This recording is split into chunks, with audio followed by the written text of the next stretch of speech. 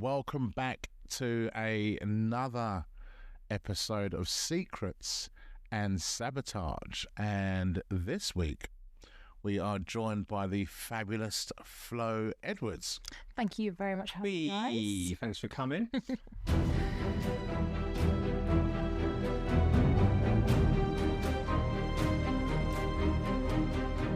Now, Flo, you're before we go into anything Traitors, because you're a fan of the Traitors, but background, Flo and I actually met from doing The Apprentice.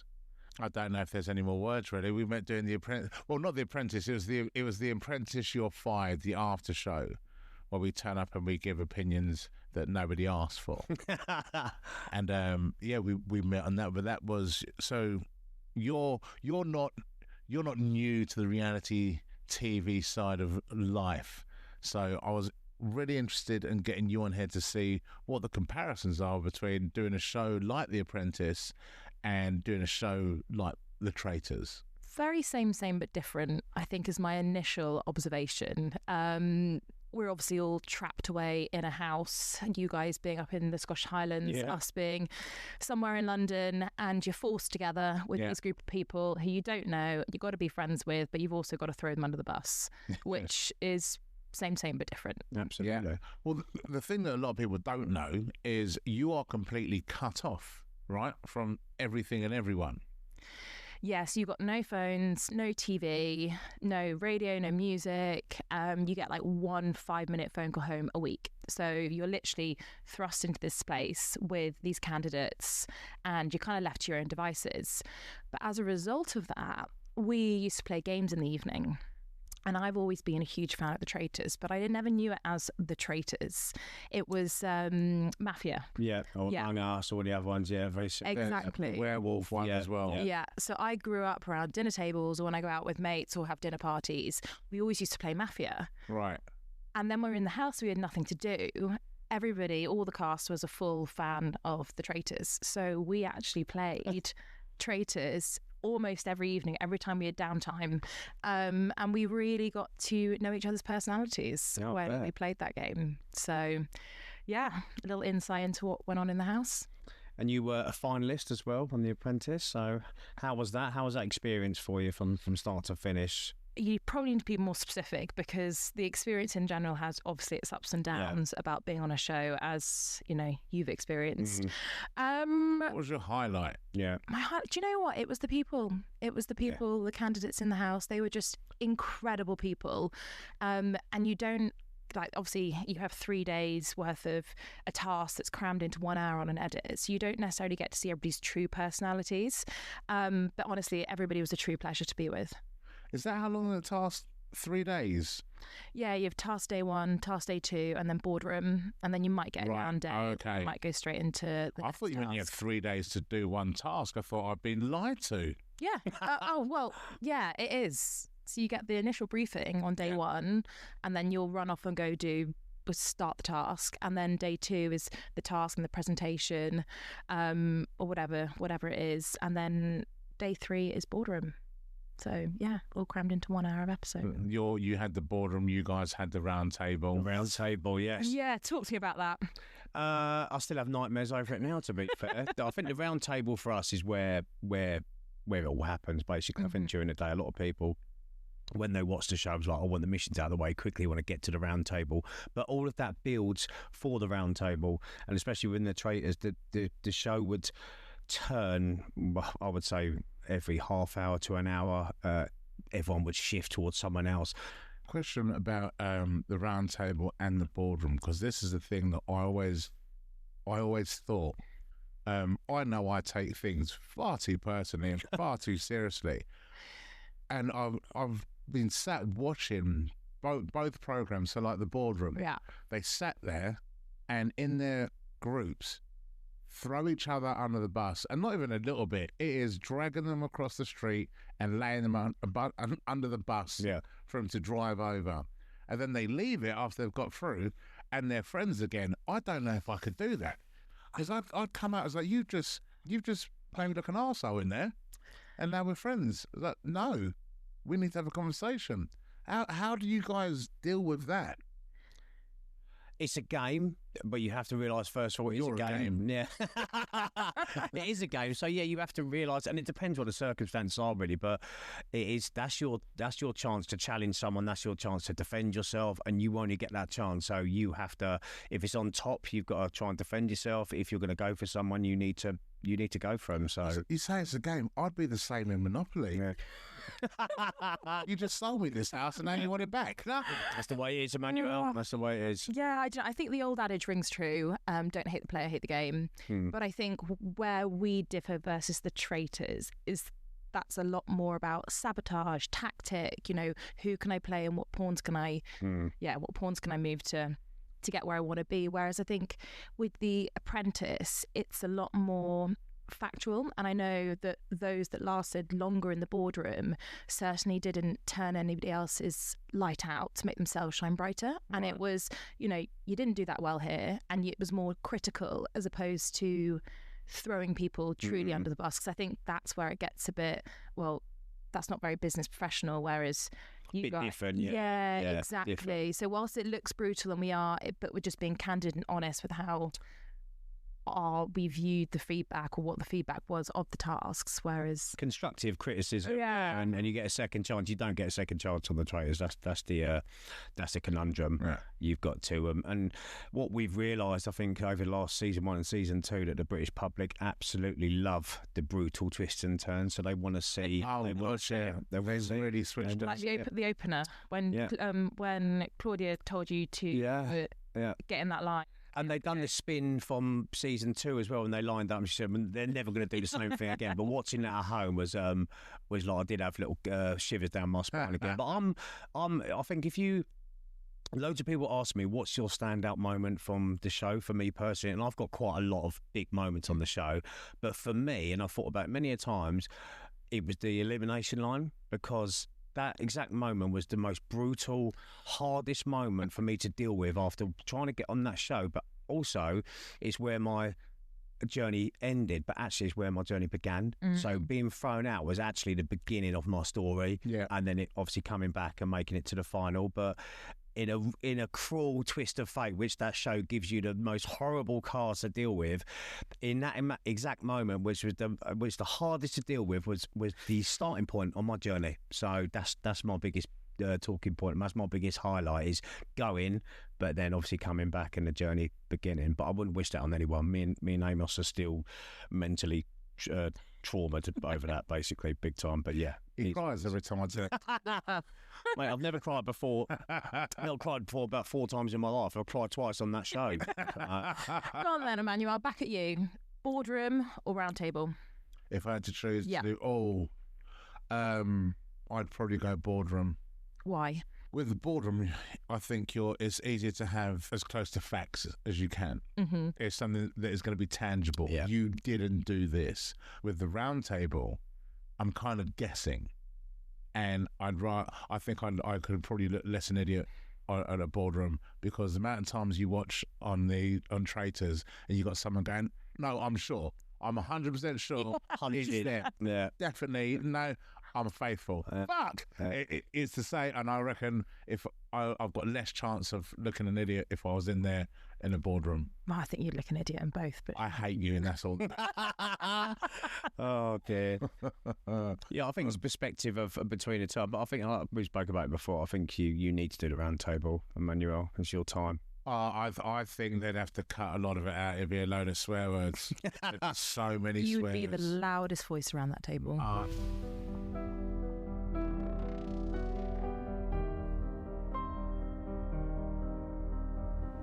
got a question about the tasks, because they look fine, and I guess it's something to do during the day to get out. But I think I would want to see it more like a bush tucker trial.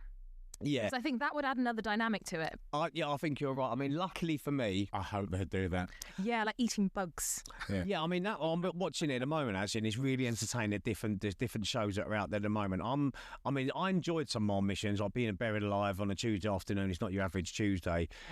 Being in a helicopter, but I'm glad I missed some of the early ones, like the ringing of the bell, the sheep. Some of them were like, I think but that was the episode first series. So last year was a lot better, but I think they can have fun with them missions going forward. They can. I mean, they've got a blank book to write now. I think they can really mix things up, because a lot of issues, the reason I have shields in the missions as well, because that will piss people off. Like our role with us, if you went for the shield, like you would be a target. Like we're all here to play. So if you're someone actively, last year you see people like jumping out the bow, swimming for, actively going to save themselves. You saw it in the American one, they didn't give zero fucks. They were like, right, I want that shield.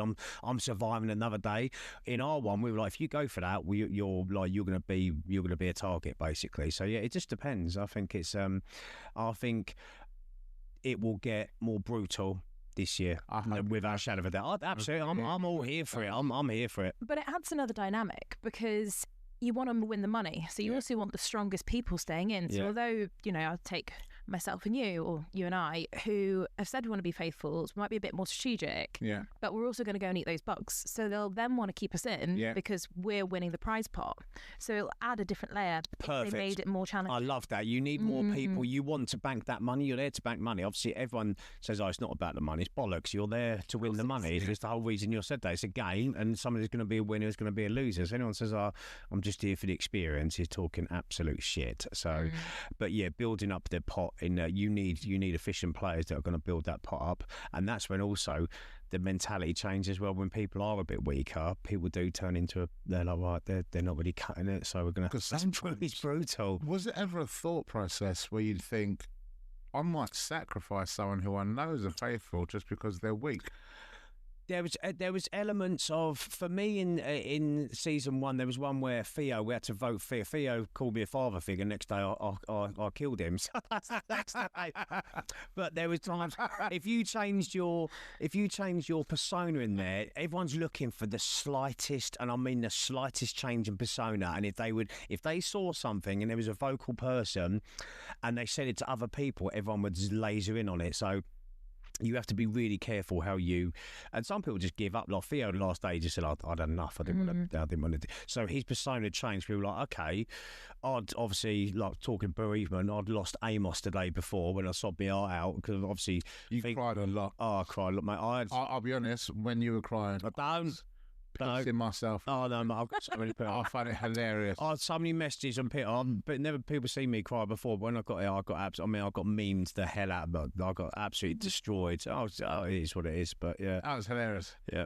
Do you know? Funny enough, a couple of Katie's friends went to see Mickey Flanagan's new stand-up tour, and in his stand-up tour, he mentions the bit when I cry when Amos goes, have you seen that guy on the Traitors? God, Jesus Christ, crying about when his mate goes, he absolutely rips me in his new show. So yeah, I'd expect you to do the same, to be fair, mate. Yeah. So. I'll sit there and watch it going, he's not dead, right? Like, I look back now and go, but it's the paranoia, it's the head.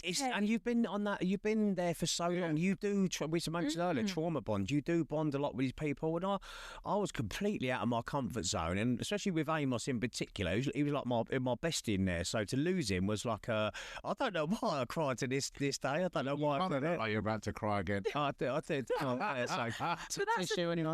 the thing. You watch these TV shows, you watch like Love Island and Big Brother or whatever it is, and you're like, how are they crying? They've lost a person, they've only known them a day. Yeah. I'm like, people don't understand what it's like to be trapped in that house with people that you don't Very know. good point. You're seeing it now with I'm a Celebrity side at the moment. People ain't been there like 2 weeks, but people are genuinely sad when someone goes, you do bond with them. However, I will say, in that moment as well, and after the show, I think people like split off and go their own ways and stuff like that. But yeah, in that particular environment, you're right. You do bond with people because that's all you know. Yeah, you ain't doing nothing else. And you think the course of a relationship is sped up when you're in that environment. Yeah. So you would do the Traitors if given an opportunity? I would, yeah. But I think I would really struggle, because I think where it's so different is I could not imagine manipulating or lying to one of my closer friends. You'll be surprised.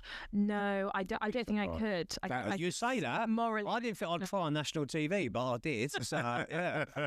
Yeah, fair. Yeah. You'd be very surprised. And also, I think people now it is a game, and they've seen what's gone over the last couple of episodes. So yeah, I think you'd come quite easy. If you tuned in quite quickly, I think you'd have a lot to offer. But you're saying, because it is just a game, but you guys are playing different games, because you were never in a position where you had to lie. No. So that's the big difference. Then you've got to perform, and then it wasn't so much if you're turning against someone, you're more just saying that person's faults. Yeah. That's why I think it'd be easier to be in the boardroom than it would be in the round table. But then you've actually got to, like, you thought watching through that episode and watching people that you know are lying. And I lost my shit a few times watching it, because for me there is a line. Yeah, there was what you're going to be. Yeah. There's sort of being deceitful and like really lying to that person.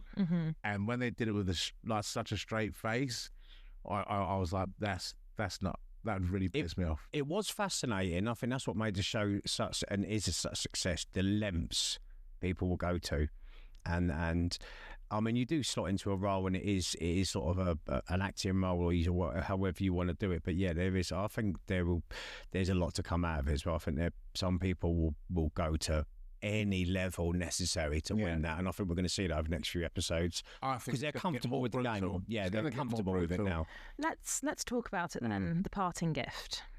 Yes, because you could sense when watching it that you were quite emotional that day because you knew what was going on. That's a lovely way of saying it. He was fucked off beyond belief, wasn't he? I thought I came up absolutely calm. Yeah, of course you did. You look furious. Oh, mate. I was raging. Yeah, but and that very much comes across. And you obviously said what you said around the round table. But how did you feel? Do you regret giving them the hint about the parting gift?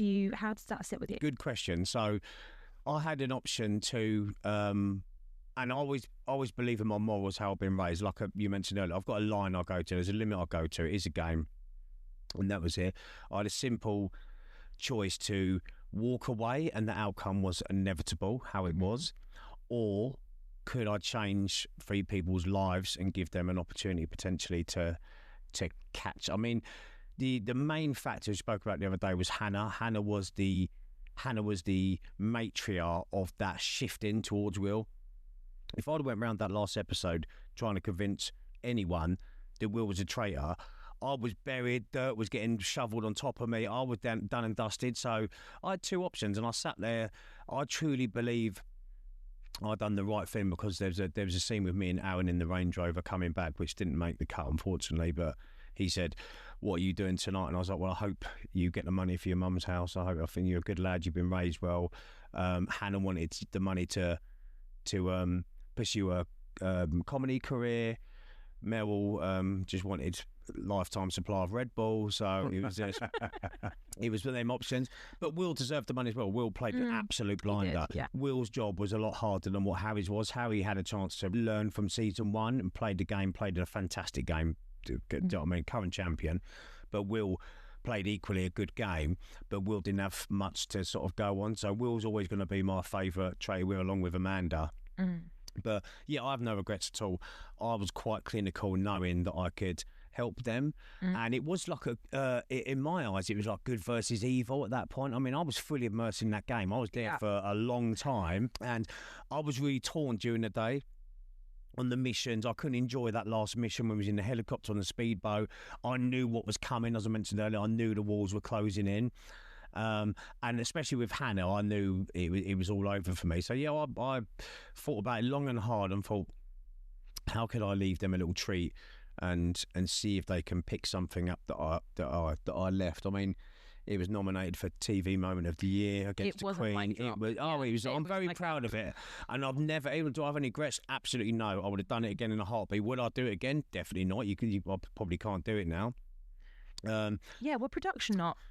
Yeah, no, pissed off with you. No, that's what everyone said about it. They said it wasn't. There was a games master from America that said you could write 100 rules and you could have written that into the rule book. BBC even released a statement. It wasn't a rule. Obviously, I found a loophole. Obviously, they would set that in stone now. You can't do that.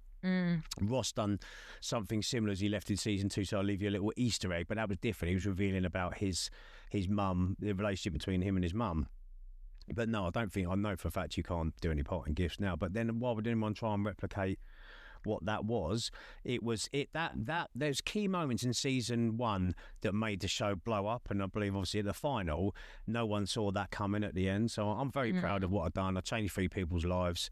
Me and Will were good as gold. We're very good friends after the show. There's no hard feelings, and it was a mic drop moment. But yeah, I don't think it will ever be replicated. But yeah, I stick to my guns, and I enjoyed leaving that gift.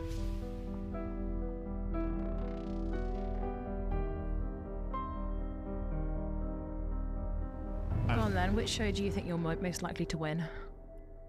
Oh, between Traitors and The Apprentice, I think I could do The Apprentice. Do you? Yeah, but from a sales point of view, my job as a comedian is always people. Yeah. Yeah. So from that point of view, I think I would do well in that environment, especially when you're going out and you're speaking to people. Like I've had to do that at every Edinburgh Fringe show that I've gone to. You're going out, you're selling a show.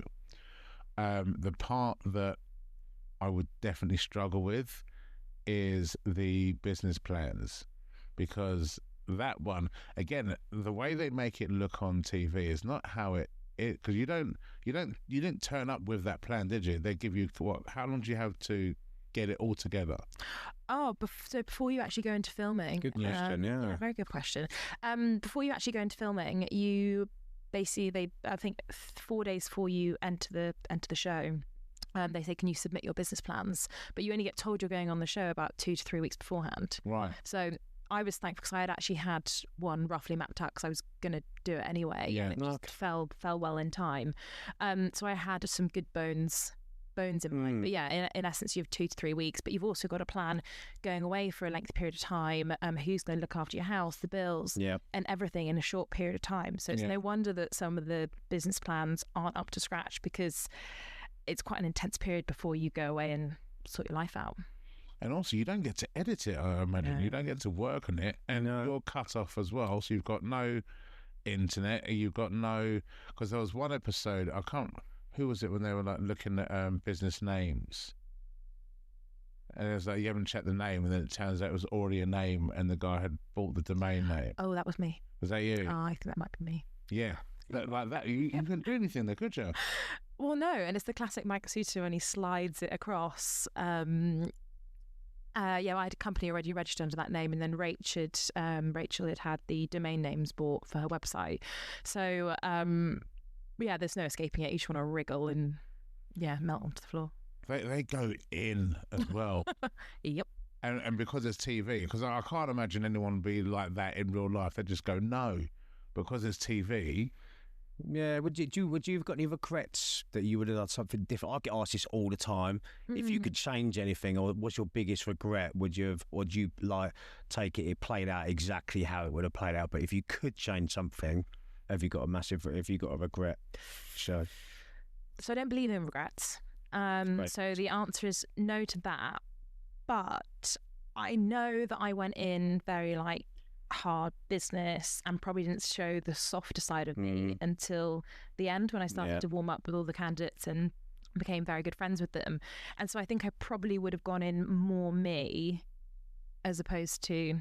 It's hard though, isn't it? When you look back, you can always look back, and everyone says that you shouldn't assess yourself, but you do naturally look back and go, I could have played, but we never lose, we only learn, don't we? You win or you learn, so you don't really lose anything, but you've learned. I mean, has it changed you as a person? Probably just having more self-belief, because I remember when I was in the final 5 and I looked across the final 5 and you got Trey. Great achievement, yeah. Well done, Exactly. And they were all sort of leading business professionals, all had their own businesses. Trey, who had produced UK Top 10, you got Rach, who had Boutique Fitness Studio, Phil, Pie Maker, everybody was incredible. And I was in that group of people, and there was a bit of a, oh wow, I am good enough type feeling. If you could play the Traitors, who would you like to play with, and who would you like to play against? So if you had an all-star, if you could go in with any other traitors from past shows, etc., or would anyone in particular you'd like to take in there, battle against in a made-up environment? Do you know, I'd take Phil from The Apprentice in with me. Excellent.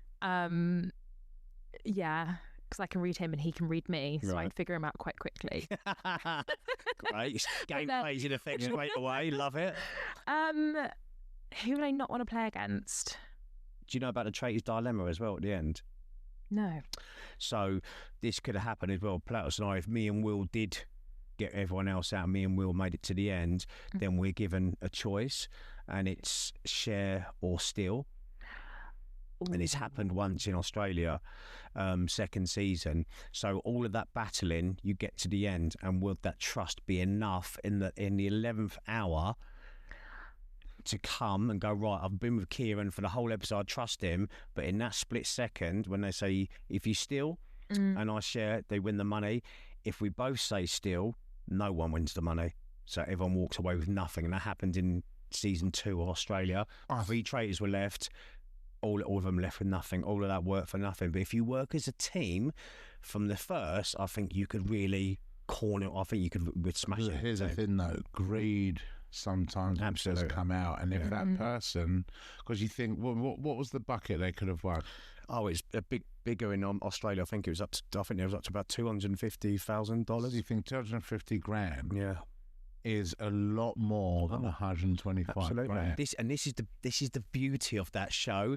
But I'm saying, if you made I don't personally, if I got there, I was like, I made a promise to you. I think like money comes and goes. I know people, you say I'm saying that now, but I'd go, do you know what? I could never look you in the eye again thinking I've shafted you in that last bit. I must be happy. I have to look in. but there is always a price for morality. Where does your line? Different lines. And that's want the at same different as me at points. the end with what I'd done at the end of the thingy. But I'd go, do you know what? I made a deal with her. I'm going to stick to that deal. If she turns on me last minute, c'est la vie. I've stuck to my. Yeah. I'm 150 grand down, but my morals won't pay my bills. But I will always believe in my heart that I've done the right thing. Yeah. Yeah, but then there will be a price on that. If it was $1 million, would you have done? Well, this is what I mean. So this is where we go now, because for Great question, yeah. grand, $250,000 or pounds or whatever it was, if like at that situation, because that's where to me it stops being a game. Like you're really messing with something. Well, it's your family, people with whatever your background, wherever you are in life, you're like, oh my God, because that could, like, and I know for Australia, season 1, Craig, I don't know if you ever saw it, Craig was like one of the guys, he got right to the end and he really thought the lady was a faithful and she stole the money off him at the last minute, and you could see in his face, I mean, he had a disabled daughter, he was such a lovely guy, and they're like, guys, nice guys come last, and I was like, but oh my God, like it would have haunted me. I was like, it was horrible to watch. Great TV. I could do that to somebody, though. I could have. I know. I could just do that. No, I haven't got DNA to do it. Yeah, can't do it. I couldn't. I would have to say I was. Not even that. If I got to, because that part of it is the game. So if I've got down to the final, say for example, it's me and you, knowing your situation, yes, I won, but I would now go, I'm going to share it with you. Yeah. But that's me off camera. That's where I sit with it. I'd have to share. So here we go. I think it's easy to say that. Yeah. I don't think you would off camera. I think you'd be like, oh, well, fuck it. I know. For me, that's for me. People. The person I like, people, I'm not a big fan of big groups of people. But when you've got a relationship with someone, that's the thing. Once you build that relationship. Are we in a relationship? Yes, so in a relationship. We're so happy. Everybody can know about it now. Thank God for that. Get awkward. Finally out. But yeah, I couldn't do that to somebody. Like, even if I wanted to, I couldn't bring myself to do that to someone. But you could if there was the right price for it. But that's the thing. So let's say the price it's a 10 mil pot, right? In my mind, 5 mil is just as life changing as 10 mil. I couldn't do it. Like, the bigger the pot gets, I think the easier it would be for me to split. Do you know what I mean? Is that because you earn so much now? Because I have so much money now. When you think of the other game, you watch Squid Games, guys. You heard Squid Games? Yeah. So that's the biggest pot around any game show at the moment. That's number one. I think it's 4.53 million or something like that. Someone won last year, and that does change for certain people. I just think I would always, hand on heart, just God, I could change 2 people's lives, or I could have it myself. But it would just play on. It would play on my mind. I know that because I've been in that situation. Season 1, I knew if it happened, it would haunt me. People go, "Oh, you'll be all right. You get over it." I was like, "No, I've not been raised that way. It would haunt me." Yeah. I don't think money changes people. I think you're an arsehole, you're not. There's a flip side to this question as well. If you got into the final with someone that you weren't too sure about and you didn't have a bond with or a relationship with, then that whole conversation goes out the window. Like, well, I'm gonna fuck it. This is mine. I'm gonna take it. Then would it? If it's someone I don't like, you weren't bonded with, it's someone you actually wasn't that keen on, or didn't play, but you ended up in the end game together. Then would the gameplay take over? Then I would make an exception. I think. Oh, really?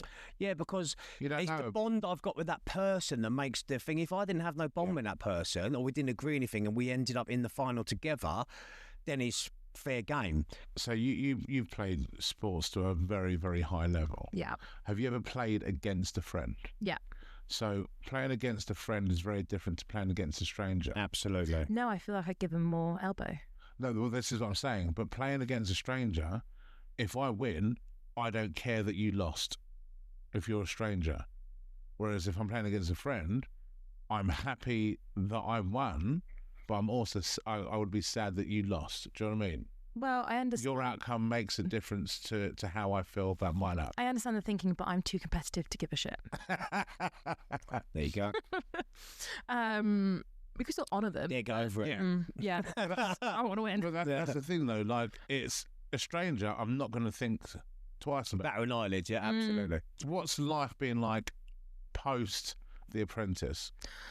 Fine. I mean, we kind of hide away from most things. Life's been great. Life's been fine. It's been pretty much normal. I feel like with The Apprentice, or I don't know about The Traitors, but with The Apprentice, it's not necessarily a show that casts you fully into the limelight and fully into the exposure, and you can sort of slowly back away into the bush if you want to do that, which is something I've probably done. I've just cracked on with normal life. Did it help you in the business world? It did, yeah. So I was thinking about setting up my own business. I sort of, like I said, semi-drafted a business plan, and then going on the show meant I was given an accelerated opportunity to launch my own business. And by doing that, it's meant that I've learned early on in life that that's not something I want to do moving forward, which is why I've had a career change. What's happening now? What's happening now? Well, shutting down the business is pretty much shut, and I spend every day painting animals, and life is brilliant. Oh, I love that. Yeah, fair play. nice, wholesome. Yeah. But I can't show you what I'm doing because it's Christmas, and I think it's probably the first time in my life I feel like I'm actually doing something for me. Lovely. I'm just so happy about it. It sounds really silly, but there is not much more joy than being sat in an art studio, my little dog curled up by the side, and me painting somebody else's dog. Lovely. I mean, beautiful. In your element. Exactly. Yeah. Exactly. Love So that. very wholesome life I'm living at the moment. So reality TV, you've done? Yeah.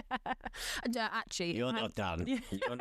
There's more to come. Hey, don't go telling everybody. Give it all away. Yeah. If I was obviously asked to go on The Traitors, I 1,000% would. Well, Flo, it has been an absolute pleasure. Thank you, Flo. Yeah. Shame I can't say the same. It has been a pleasure. Cut it and straight back in. No. Yeah, this is our friendship now. So it was actually. Well, I'll say one nice thing about her, which I'm really pissed off that I'm going to say, but because I on that show, on The Apprentice, You're Fired, there was Flo, there was Trey, and there's a few others, but out of all of them, these are the two I still speak to. We've gone out for drinks, we've gone out for food since then, and it was actually really nice to meet the people behind the personality from the show. And actually see more of what wasn't shown on the show, because you're very right, because Flo is actually one of the warmest people you'll ever meet. And seeing her and Trey together, there was such because you saw that friendship on the show, and it's very easy to go, that's just for TV, but you see them off camera with friends and family, and you go, it's it is that real, which was actually very nice to be part of. It is nice to see because I've been there. I know how you're shown on TV and who you are sometimes completely different kettle of fish. Yeah, she can't drink for shit though. I'll tell you. I wasn't the one that fell into that bin, all right? Well, you know, we'll leave on this. We had a night out, and we went to Trey had a launch for his networking business. We went to the launch for that, and we had a few drinks, and then we've left. Then we're walking back to the train station, and there's a very simple rule: if I do something to you, but I call it, you can't be angry. Right. So I might just randomly go, right, no, and then I'll headbutt you. Okay. And because I've called it, that's the rule. You can't be angry. Sounds fun. Right. Now, Flo tried to get me with a shoulder barge. Okay. But she shoulder barged and completely missed me. Went straight into a bin, arse over tit. Play cool. It was hilarious. And have you ever seen the true side of someone's personality? It's the ability to laugh at yourself when you've fallen over a bin in central London. And looking elegant as well. When we were in tracksuits, we'd been to a really nice place. I just was straight over this bin. Love that. Funniest thing.